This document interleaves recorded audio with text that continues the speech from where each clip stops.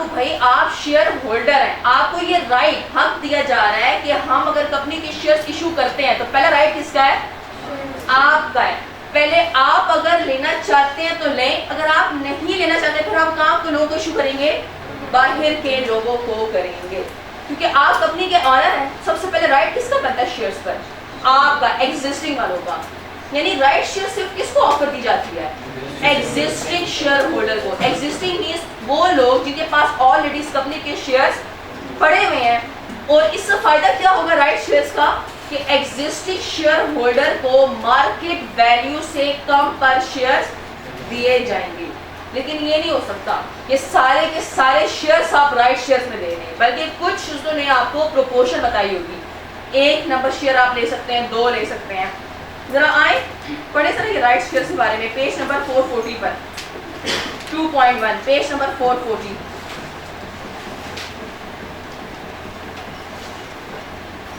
Each share has a nominal value that is stated on it. उस shares पर par value हमेशा क्या होगी? मेंशन होगी। और पार वैल्यू को हम क्या बोलते हैं? नॉमिनल वैल्यू भी बोलते हैं और फेस वैल्यू या स्टेटेड वैल्यू भी बोलते हैं। 4 नाम है, nominal value, par value, stated value या फेस वैल्यू। ये सारे नाम हैं नॉमिनल वैल्यू या पार वैल्यू के। मार्केट वैल्यू क्या होती है? मार्केट में आप कितने का शेयर बेच रहे हो, इशू कर रहे हो। कहते हैं the price at which shares are traded at stock exchange is usually higher than par value. आपकी हमेशा क्या होगा मकसद, कोशिश क्या होगी? शेयर्स को हमेशा over and above par value पे आप इशू करें। कहते हैं it is common to issue shares to existing share holders in proportion to their existing share holdings and such share issue is called right shares. ये जब आप existing share holder को offer देते हैं तो ऐसे शेयर्स को क्या कहते हैं? Right shares. Shares are often issued above par value but at discount on market value. क्या मतलब हुआ इसका? हाँ, एग्जिस्टिंग शेयर होल्डर को पार वैल्यू से ज्यादा पर इशू करोगे, लेकिन किस से कम पे करोगे? मार्केट वैल्यू से। अगर मार्केट में आप 15 रुपए का शेयर इशू करते हो तो एग्जिस्टिंग शेयर होल्डर को शायद आप 12 या 11 रुपए का शेयर इशू करो। 12 और 11 अभी भी पार वैल्यू से अबव पर, ऐसा ही है। जरा आए एग्जाम्पल नंबर 1 पर, नेक्स्ट पेज पर एग्जाम्पल नंबर 1 जरा पढ़े एक बार एग्जाम्पल नंबर 1।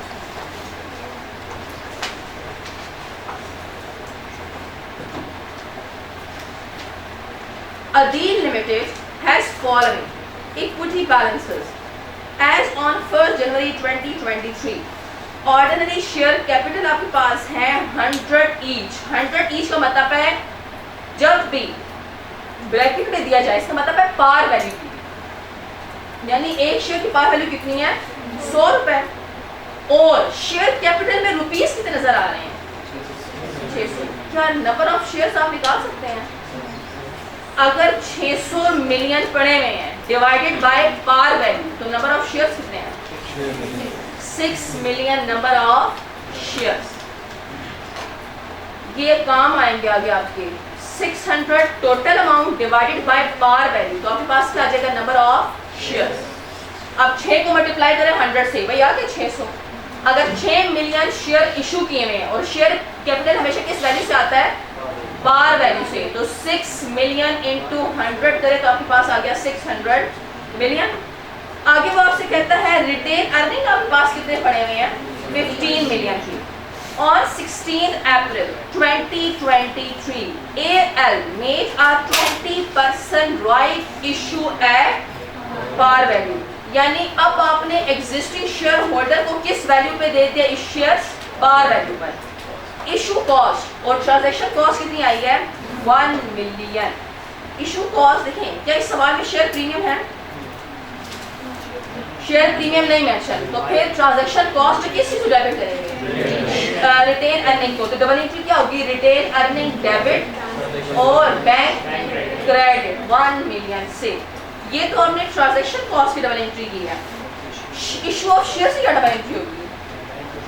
बैंक तो पैसे तो मिले ना एग्जिस्टिंग शेयर होल्डर से, बैंक डेबिट और शेयर कैपिटल क्रेडिट। कोई और चीज नहीं आ सकती। वजह प्रीमियम या डिस्काउंट पे नहीं इशू किया बल्कि किस पे किया, पार वैल्यू पे। तो ये बताएं, सबसे पहले स्टेप नंबर लिखें इसके, राइट शेयर्स के स्टेप्स लिखे पाएंगे अपने पास, क्या भी काम आएंगे।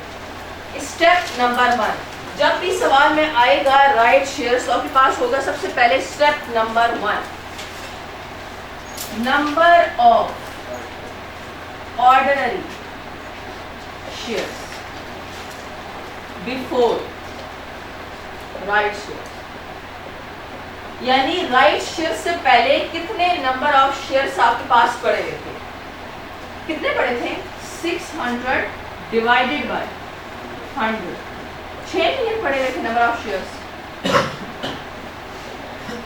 ये नंबर ऑफ शेयर्स किससे पहले थे, राइट शेयर से पहले थे, यानी एग्जिस्टिंग शेयर होल्डर को शेयर्स देने से पहले कितने पैसे पड़े हुए थे, सॉरी कितने मिलियन शेयर्स पड़े हुए थे, 6 million.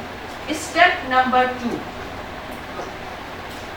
Number of right shares, कितने नंबर ऑफ राइट शेयर्स आपने एग्जिस्टिंग शेयर होल्डर को दिए, 6 मिलियन का ले लें 20%, तो कितने न्यू शेयर्स आपने इशू किए, 1.2 million number of right shares.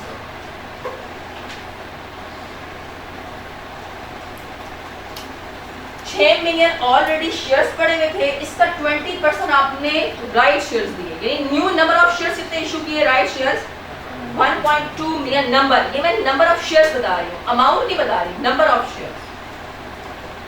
Step number 3, double entry of right shares.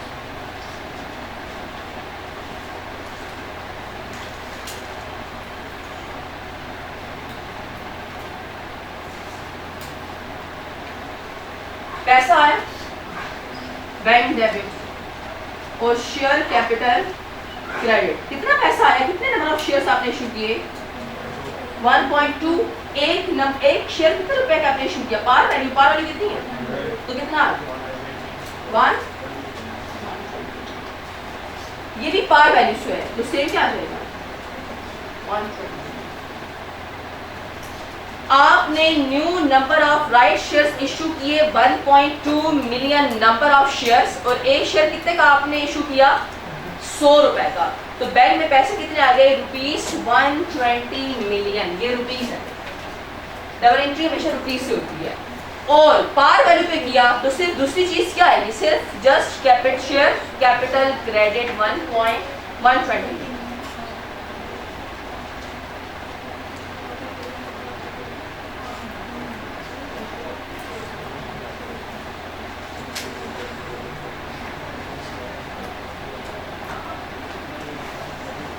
इसका आसान तरीका भी ये है कि डायरेक्ट नंबर ऑफ शेयर्स कितने आ रहे थे, ordinary before right shares, amount 600 का डायरेक्ट 20% ले तब भी कितना आ जाएगा, 120 आ जाएगा। ऑर्डिनरी शेयर्स का 20% ले तो डायरेक्ट आपके पास ₹120 मिलियन आ जाएगा।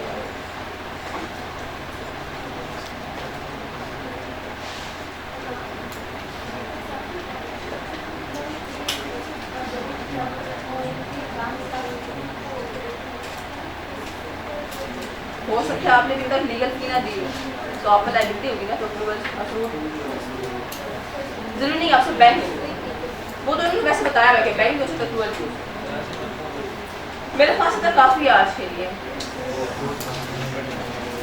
बाकी एग्जाम्पल नंबर 2 कल करा दूँगी।